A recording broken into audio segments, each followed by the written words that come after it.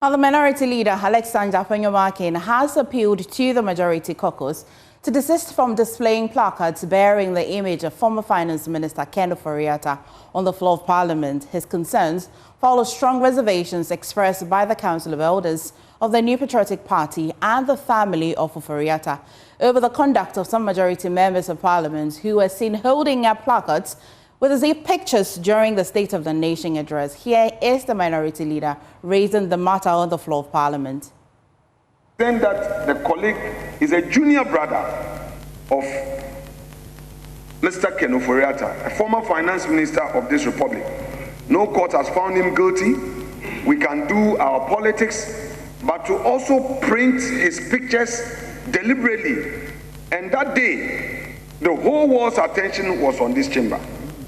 I would plead through my friend the Chief Whip to ensure that in future any such action is curtailed, controlled, or stopped by him, so that this house would get the needed peace.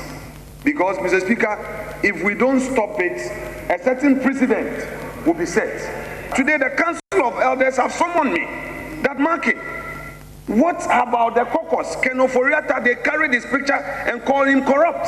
What is MPP also doing?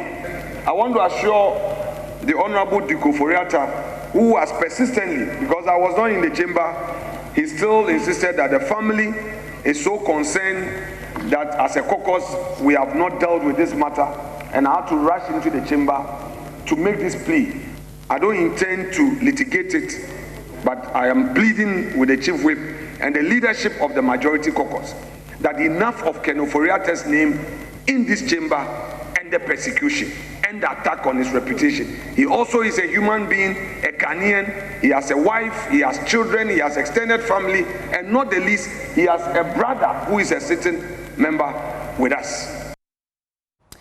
Still on the minority leader, Afenyo-Markin has formally retracted and apologized for corruption allegations he made regarding the ongoing security services recruitment exercise, bringing an abrupt end to a brewing parliamentary standoff. The apology follows a complaint by Interior Minister Mohammed Mubarak Muntaka, who had taken the issue with claims that the recruitment process involving a third-party IT firm amounted to a scam that imposed excessive cost on applicants. Addressing the House, Mr. Afenyo-Markin clarified that he had no intention of tarnishing the reputation of the Interior Minister and therefore withdrew the comments in its entirety. If, Mr. Speaker, the text of my concerns reflected so, it is hereby accordingly withdrawn. And, Mr. Speaker, as colleagues, when a member feels strongly about a statement which is unintended, the right thing to do is to withdraw and apologize to him. Mr. Speaker, I proceed to do so, and to assure him that concerns that would arise out of any matter shall be properly brought to his attention.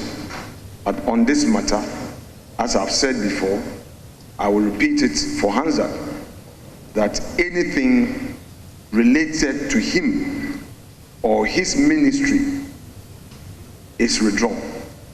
And again, apologies to him.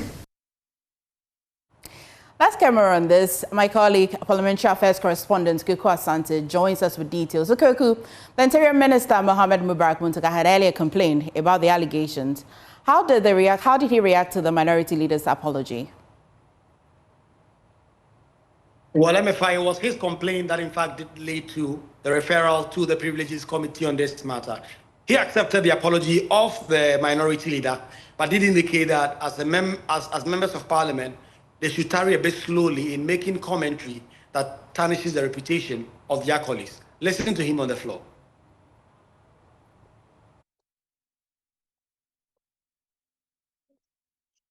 It is painful to be wrongly accused or your action to be misconstrued and be labeled differently from the intention that you have, especially when it's connoted with criminality and heavy wrongdoing.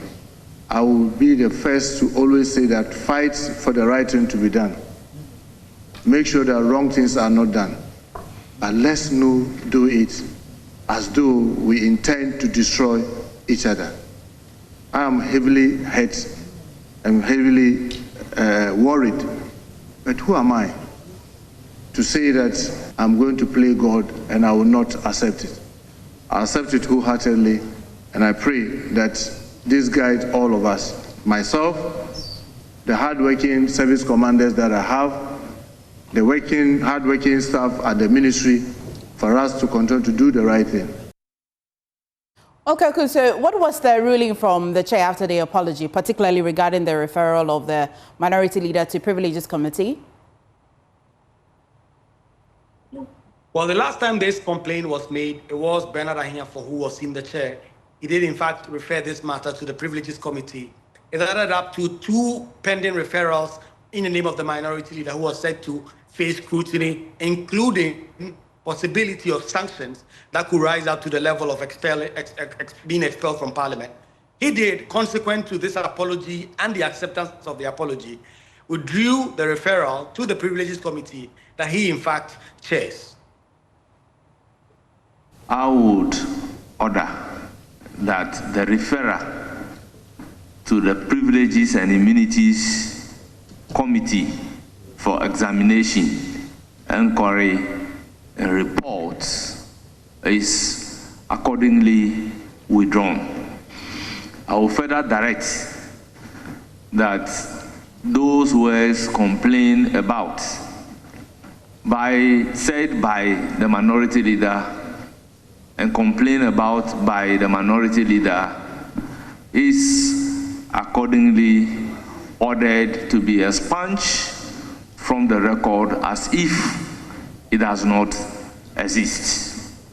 By so doing, the matter is put to rest.